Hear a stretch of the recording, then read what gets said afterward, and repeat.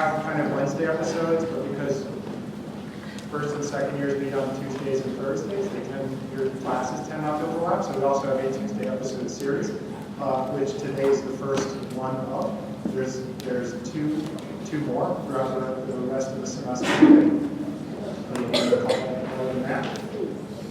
This is a kind of short, more formal but shorter, funnier lecture series to kind of introduce you to the faculty in some ways, what faculty's personal projects are, their life within architecture, to give you a chance to see alternative images of what future practices are and notions of architecture can be. Hopefully to be less intimidating environment, so you feel free to ask questions of everybody. Today is a strange character named Antonio Torres. He's going to give us a presentation. He has a practice with another guy with very long hair named the Bittertain Farm. He'll show you all about it. Antonio graduated from UIC in 2003, so he's literally what you could be if you then also graduate from UCLA 4 years later and spend 1 year studying under his ID. So if you do like all of those things, then you can also do this. I don't have much more of an introduction, so Antonio can start.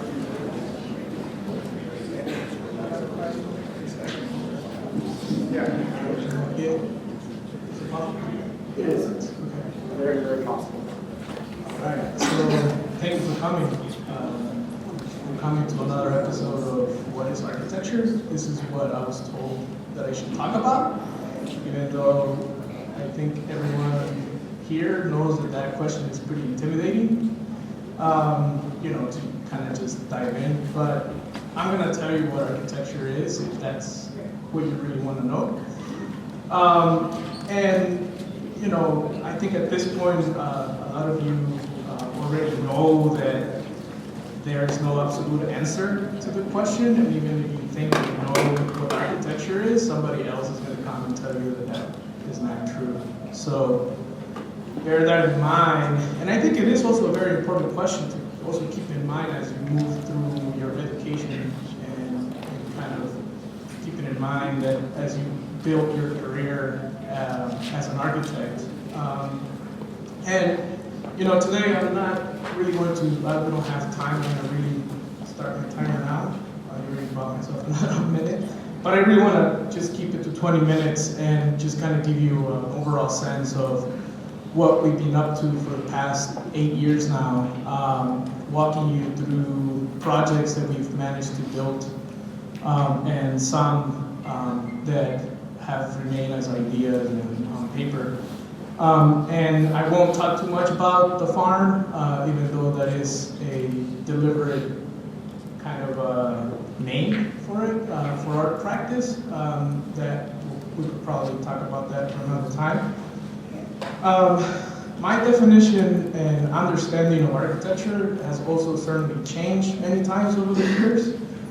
So I currently believe that architecture is a pleasurable act.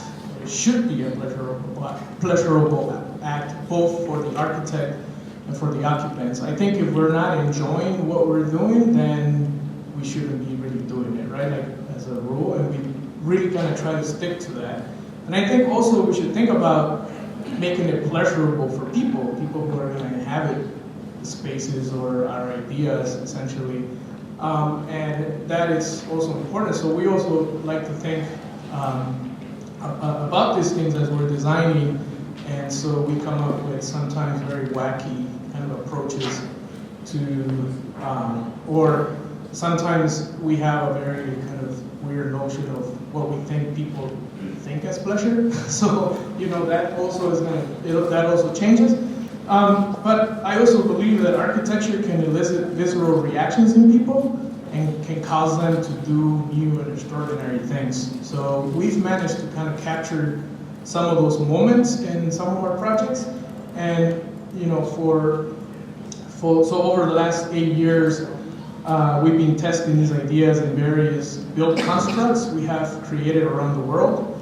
And so we've seen that architecture can elicit humor. Architecture can be huggable and lickable. Architecture can be edible. Architecture can be pleasurable and sensorial. And so, again, I'm Antonio, and together with my partner in crime, Mike Loveridge, he doesn't have long hair here, but he's also best known as Mikey Love. We formed the architecture and art entity we call the Bitter Tank Farm. So since 2007, we've been developing ideas and testing various ways that architecture can be interactive, visible, and pleasurable for people. When we were still in graduate school, we designed a children's dream den. Our proposal enveloped the child. You can't spot it. Where am I? It's here.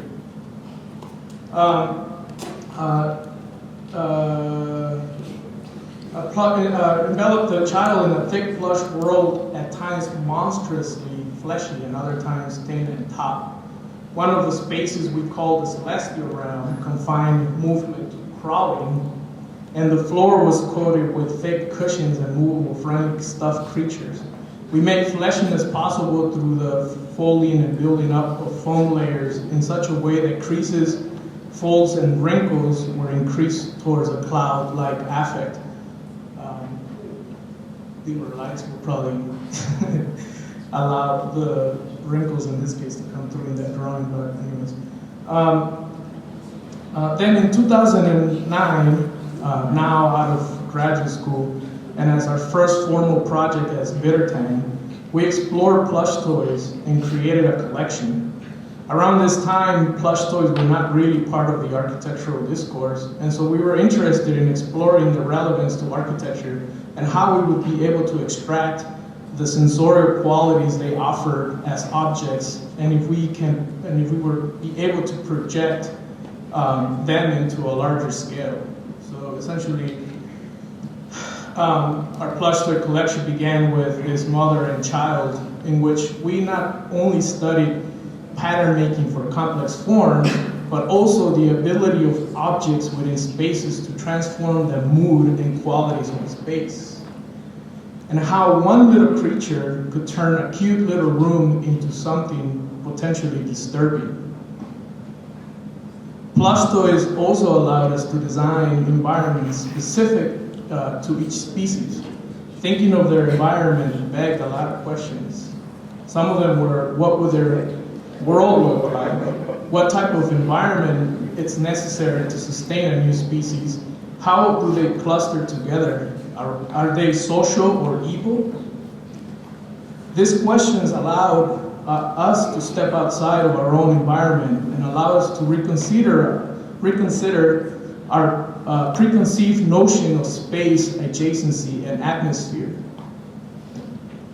Then in 2010, we began to breed our findings from the plush toys with our strong material and formal interest, and a succulent piñata was born. It was the piece we created for an exhibition, for the Architectural League Prize for Young Architects show in New York. In our succulent piñata, we also explored the idea of life swarming around objects whose sticky belly would attract children while grasping at her body. We explore complex forms through the study of various postures that we control to produce a desired mood. In this case, we wanted the creature to project a more motherly and protected posture and mood. The body was designed in such a way that it protected its succulent body, which everyone would want to hit in order to extract the sugary interior. We pour pounds of melted sugar into the belly of the piece, allowing the nutrient to drip throughout the summer, also adding a sense of being alive. The gallery staff was obviously not thrilled with having to constantly clean the floor around the piece, but for us that was a kind of layer and a happy surprise that we were obviously very thrilled to see this thing dripping throughout the summer and actually continue to drip through the years. This piece was also exhibited at the Grant Foundation last year here in Chicago. We were also interested in the idea of children being gathered around the piñata, so that was important and integral to the form as a form itself. Humans as particulate become part of the object. Then in 2010, that same summer, Blow-Puff, our first architectural creature, protected visitors at Union Square in Manhattan acoustically and visually from the exuberant environment of the city. Upon entering through a low opening, the body was forced to remain in contact with the soft ground, enticing you to lay down, relax, and mingle. Kids had a blast crawling into a secret hideout, pushing aside loosely draped Spanish moss, discovering its soft interior that transported them to another world far from Union Square. We designed a lightweight, transparent membrane which, when inflated, becomes an inhabitable pavilion. Air then becomes structural, supporting a fragrant crown of eucalyptus leaves and a tapestry of Spanish moss, transforming its fleshy interior into a naturalized atmosphere.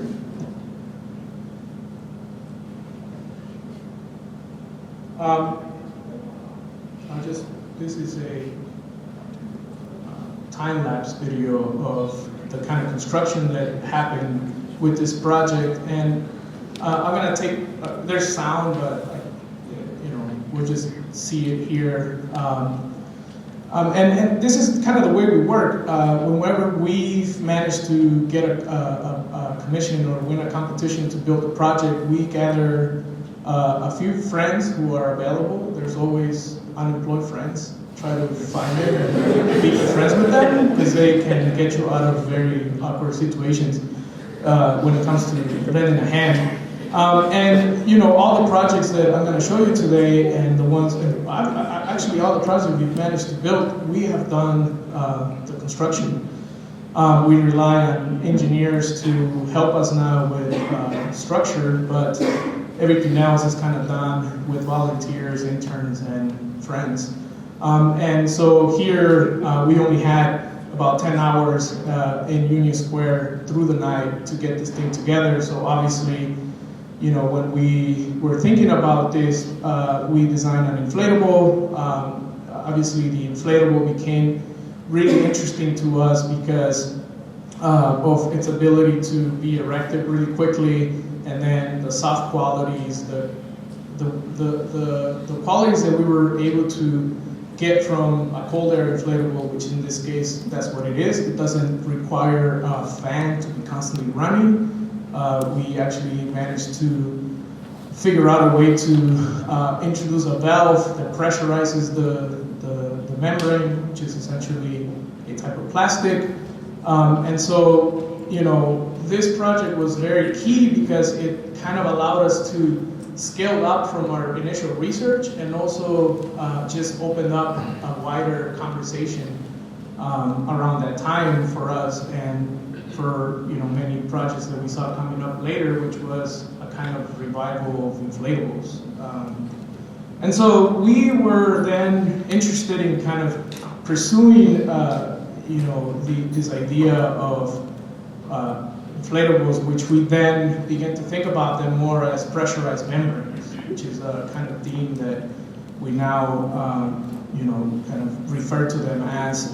And not only thinking that you can pressurize a membrane with air, but also thinking about the multiple materials that we can actually use to create pressurized thin materials, essentially turning it into volumes. In this case, for another pavilion, this was our ideas about candy, kind of more visceral candy maybe, and that quickly kind of transformed into a larger composition when we began to aggregate them.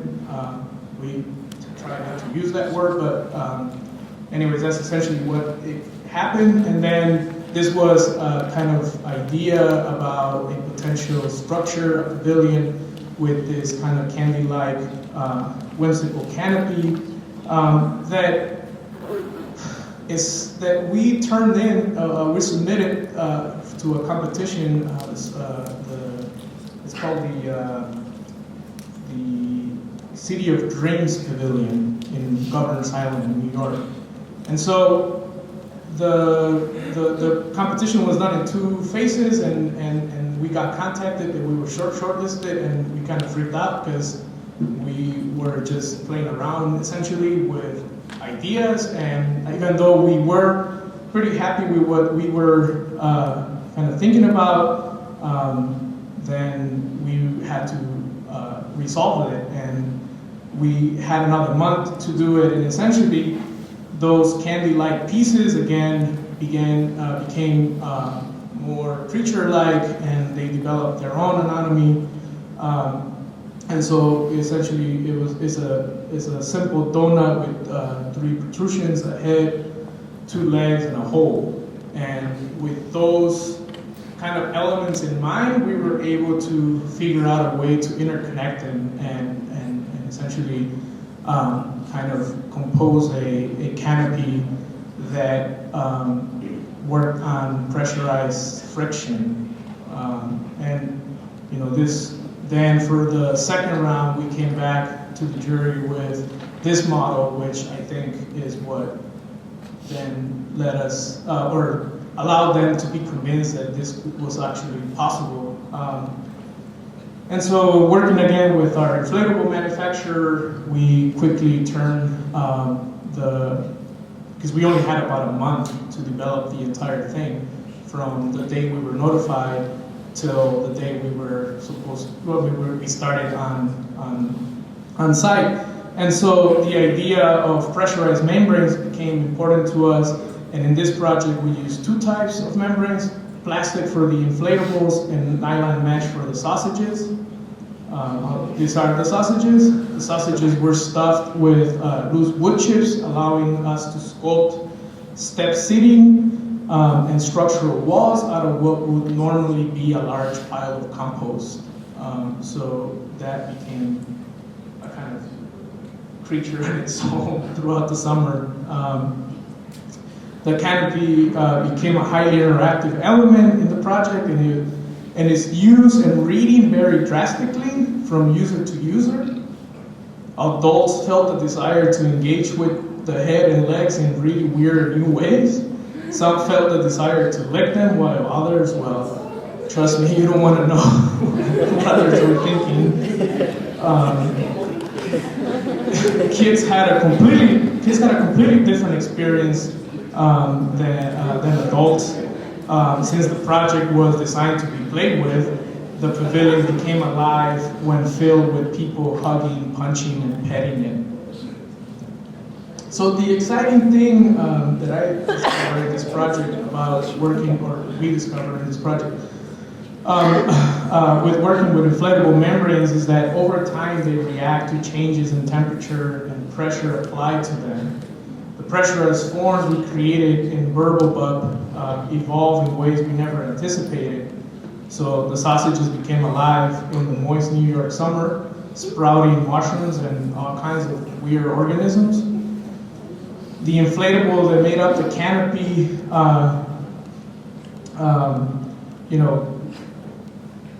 pretty much just started growing enormous asses.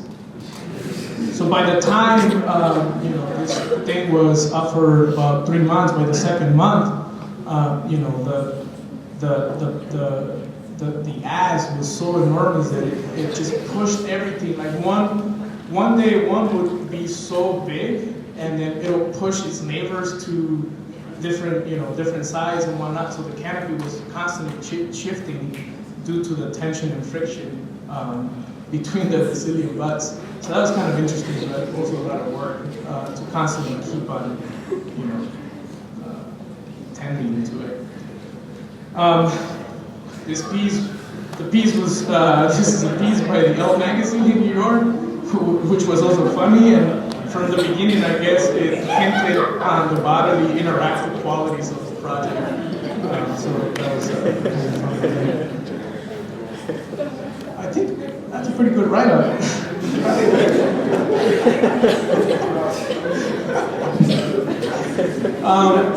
So then most recently for the 2014 Ragdale Ring, which is a project, a competition that the Ragdale Foundation here in Illinois over in Lake Forest sponsors, and it just asks for essentially an outdoor amphitheater that can host performances throughout the summer. And in this project, as you can see, we became really fond of the sausages. So in this case, they're not wood chip sausages, these are hay sausages. And we use that element to produce a form that essentially merge spectacle, landscape, and architecture into one form. That's kind of what we were going for. The project was designed to blend with the manicured landscape and kind of gardens that Ragdale has and the kind of naturalized setting of the site. So it became a mound that rose from the ground, and with the passing of time, it would weather, grow, and become alive with vegetation. So obviously this was also a kind of step up for us, because the sausages we previously produced were so heavy and it required so much work to actually manually stuff them that we had volunteers from all around New York come to help us, fill our wood chips sausages. And in this case, we managed to kind of case them into a much, lighter membrane, and it was all it all arrived on site already pre-stuffed, so that was huge. But it also became a much more interesting and much more malleable element, not only to sculpt the form or to produce the form, but also to encourage growth in terms of vegetation and whatnot. So the vegetation in the interior of the project was also encouraged by us. You can't really see, this is kind of dark, but we were also interested in planting plants and seeing if they can actually take on or take off. But we're not botanists, and why not, even though we like to think we are, because nature just kind of does it for you. So within weeks, and heavy rains that hit the area, the hay quickly began to produce mushrooms that kind of appear throughout the surface of the interior. And then on the exterior, again, our idea of kind of this thing essentially melting into the landscape began to happen, but also more mushrooms and grass that began to climb up its vertical surface. Edible goodies also spread out. A calabacita or zucchini, which is very tasty. And then here is what I mean. It's over a period of a month or so, the grass began to take over the sausages that kind of rested directly on the ground, and then the sort of vegetation began to crawl up, not as heavily as you see in the ground, but I thought I had another image, but it was significant enough for us to be pretty happy with the result. Lighting is also a big part of our projects now, which we've done one project, which I think is coming up next, which we work with the lighting designer, and now we're kind of learning or picking up on some of the tricks we learned from them and lighting our own structures.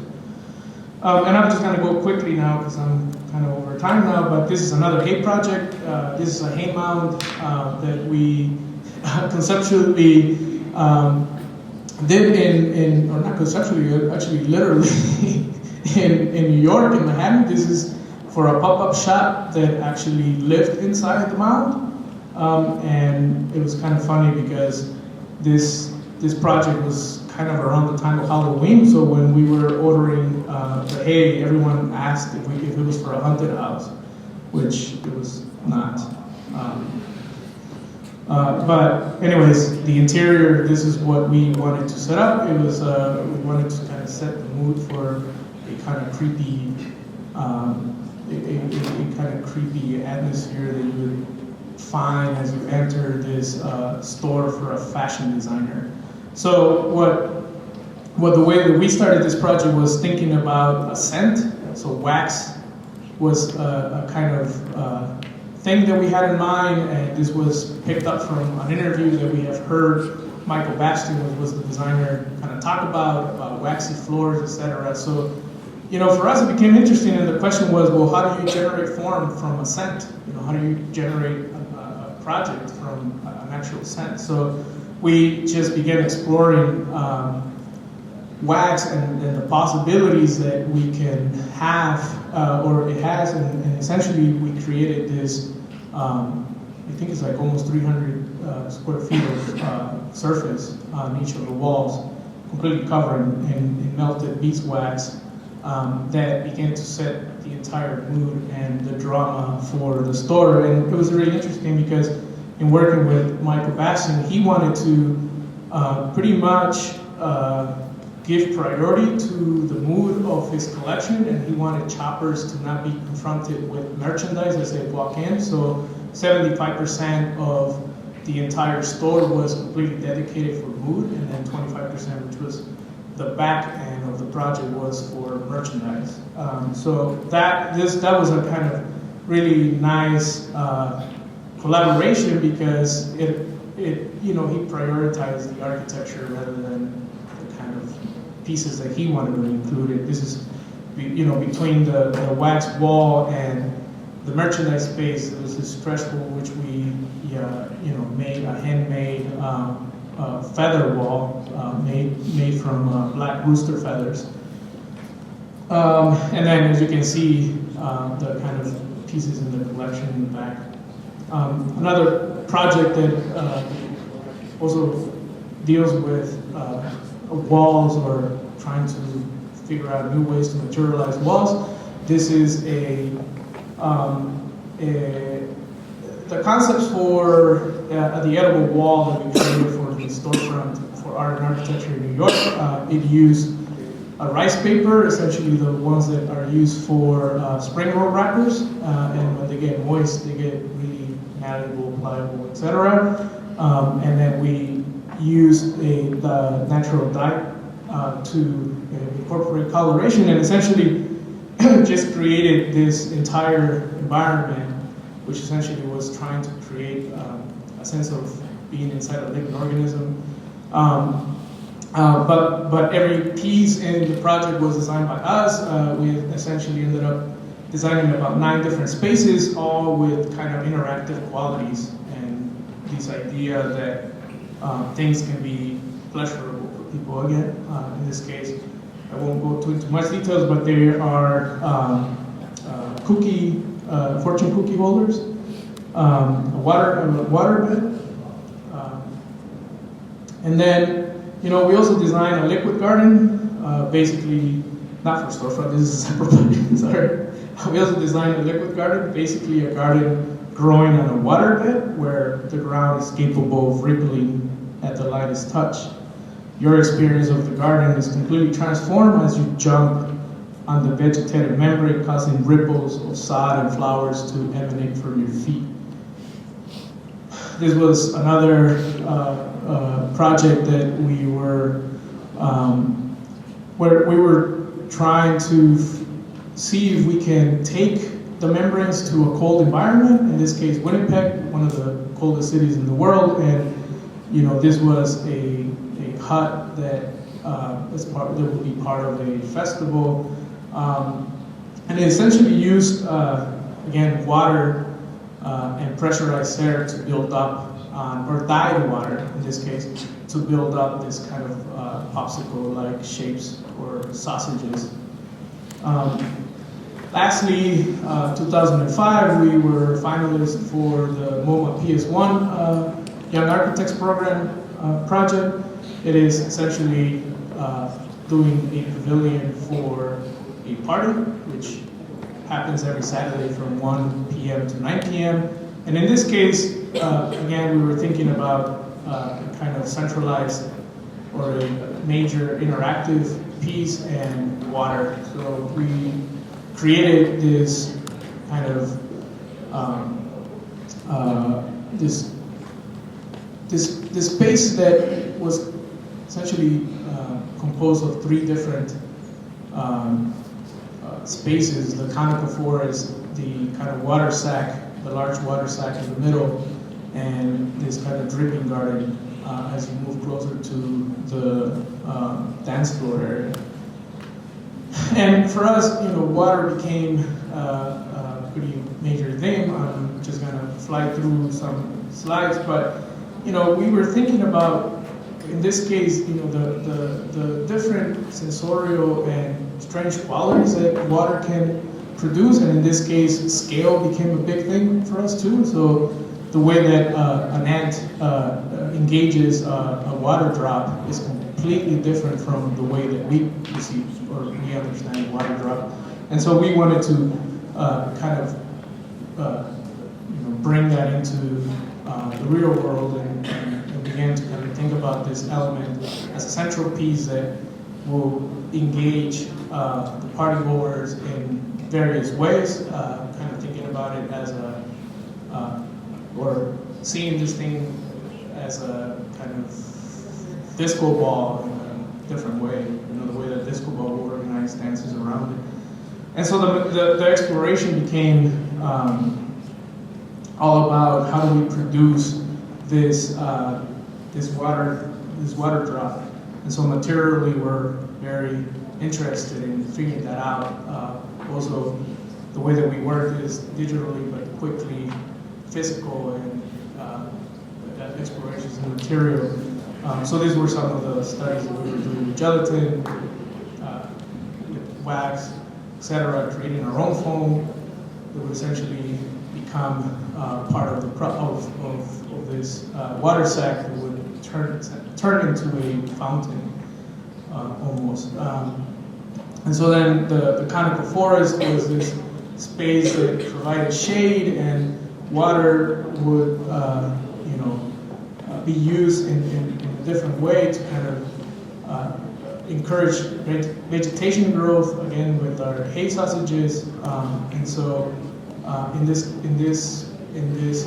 conical forest, you would understand water as a kind of sectional element. So the top will become actually more drier and the bottom will be more moist. But then also the kind of different vegetation qualities you can have as you move through these undulating surfaces. So you see the sectional qualities of it and the way that it would be. At the bottom, we were more moisture, at the top drier. So the vegetation was also planned accordingly to this chart or to this diagram. And this is what we were imagining, again, in a matter of time, and with the rains that also come to New York, spatially, we begin to kind of set the mood and kind of hide the straight up approach to the water sack and kind of reveal it as you move through these undulating cones.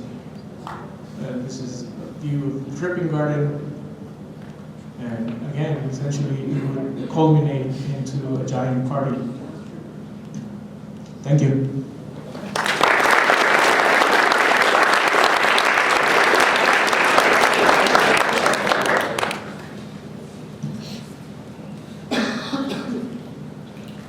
You all better have questions.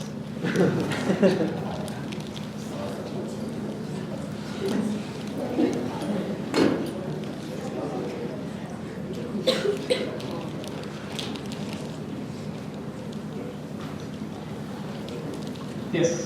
What's the name of your firm company? So the question is, where does the name Bitter Tank come from?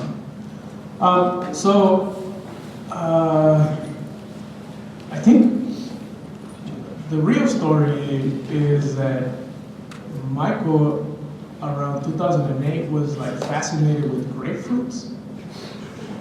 And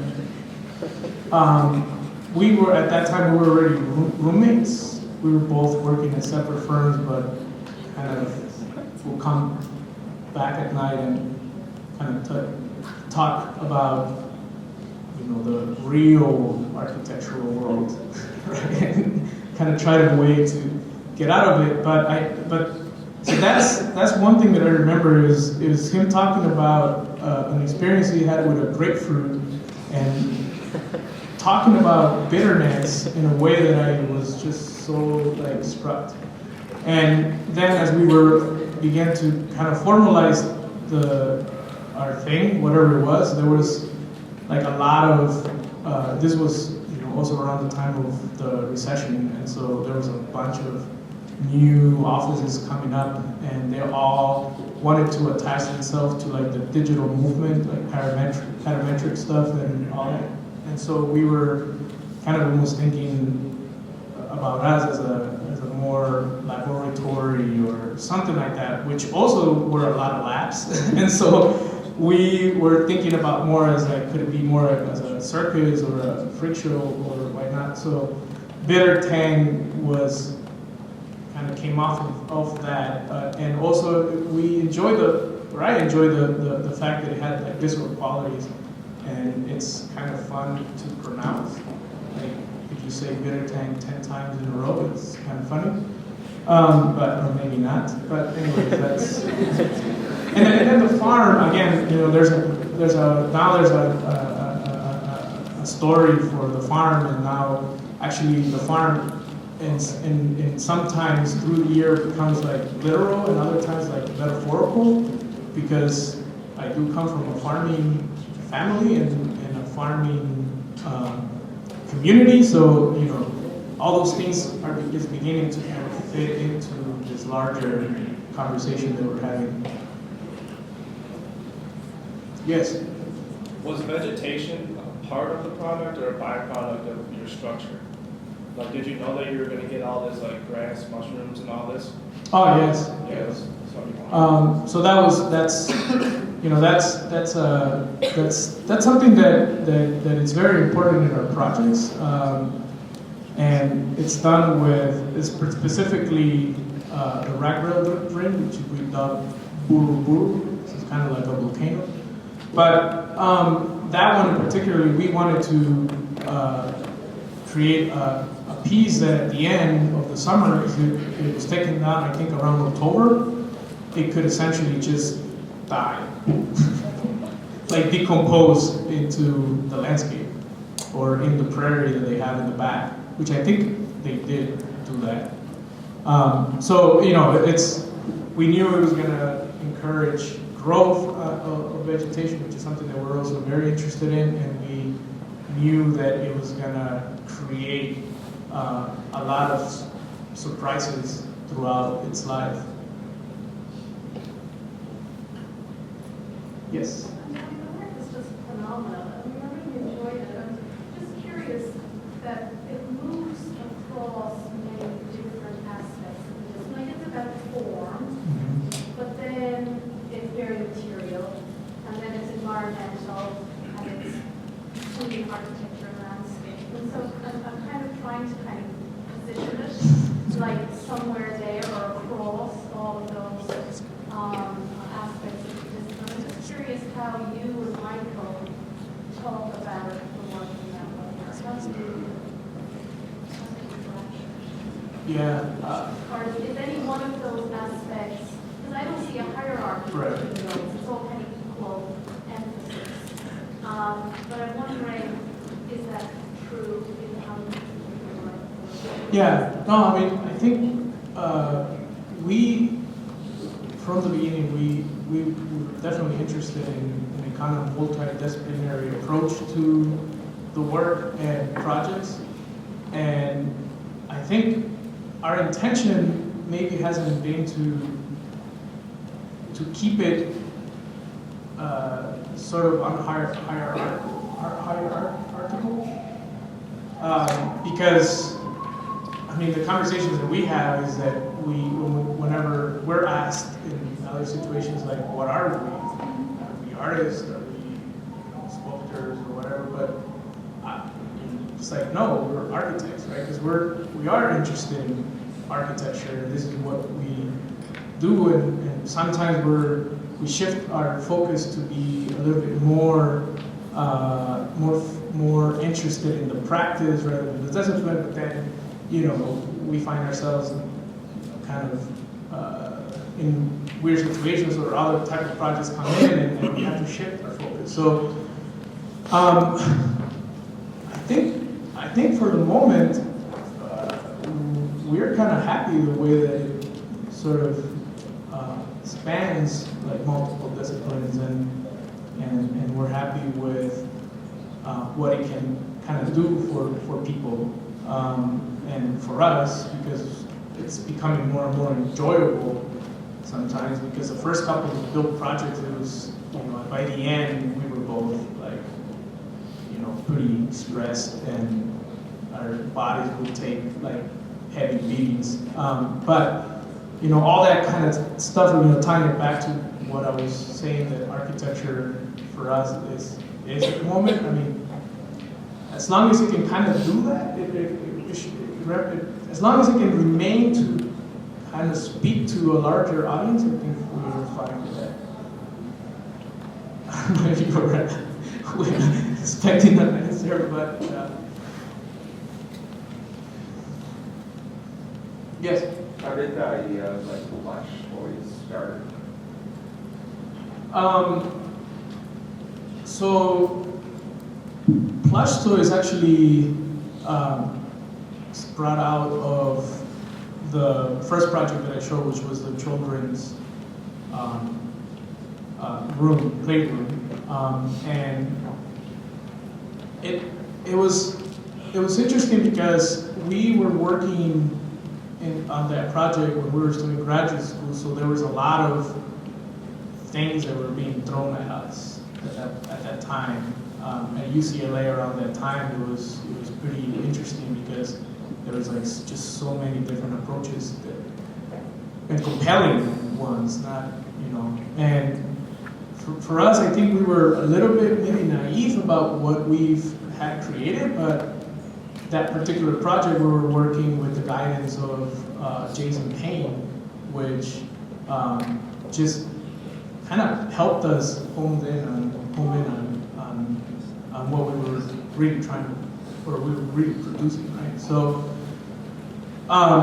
and that was the first time that we saw a creature kind of coming into our project, and we quickly discovered that particular element had so many,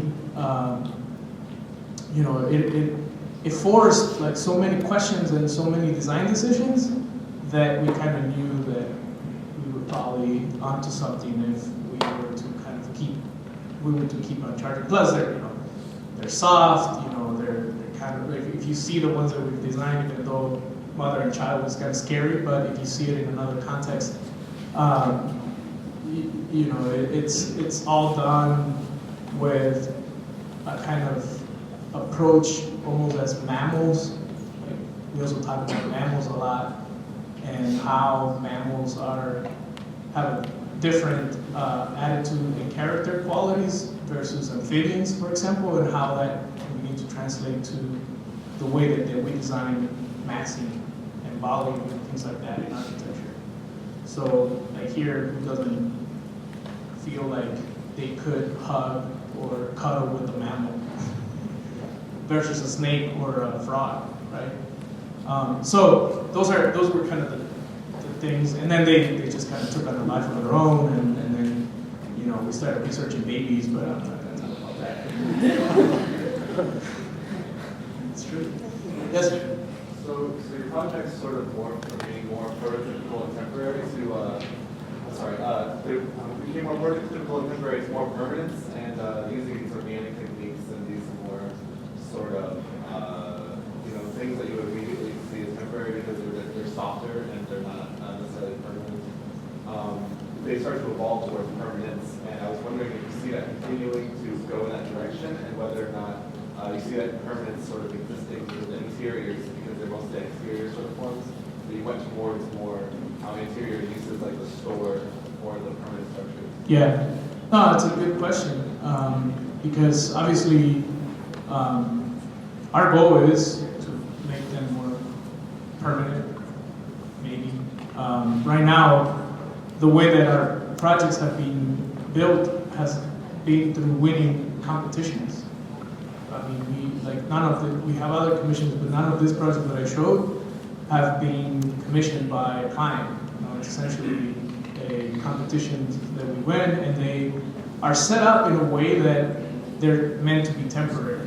And obviously, we go after those competitions because they are temporary, and because it allows us to test ideas quickly, right? And then we go back and think about how we can make them more durable, more permanent, or sometimes we think about how we actually can dissolve them faster, right? So, and you know, and it's also been interesting because like the first two projects that I showed, the inflatable ones, those were done in New York, and also like the kind of context of the city of New York also adds to the way that you, or at least that we were practicing, because we were working out of a small, tight space, because New York apartments are not big unless you're really rich or your daddy treats you very well. But so we were working within a really tight space, so obviously prototyping, you know, doing a bunch of things that requires you before you get to the site, we were able to do them with fabrics and plastics, right? Just quickly blowing them up, seeing them, deflating them, storing them under Michael's bed. Actually, no, they're in the storage, but all the inflatables from that project lived under Michael's bed for a really long time. But anyways, like all those things back then also influenced the way that we were approaching projects. And I see your larger kind of point with the question, but that's what we're hoping that we can show you in a couple of years, maybe. Yes. You guys dealt with like breakage or any of the pieces if they popped or anything? How have you guys dealt with that? Or have you? Oh yeah, yes. So, and that also has forced us to think about maintenance in architecture as a serious thing. You know, not just something that you have to do to build it, but how does maintenance become part of the life of the building? And like Blow Puff, the first pavilion, like within 2 hours of a crowd just going through Union Square, like someone actually poked it. And we had to perform like what I call like an open heart surgery, like on the spot, because that thing was collapsing, right? So and luckily we had kind of predicted that, by kind of securing a sealant specific to that particular plastic, which didn't help us at all. But then, it became about how do you revive this thing that it's dying in front of like hundreds of people, and then yes, that's a big part of it. Yes. We have to cut it off. Oh, okay. Sorry. Thank you.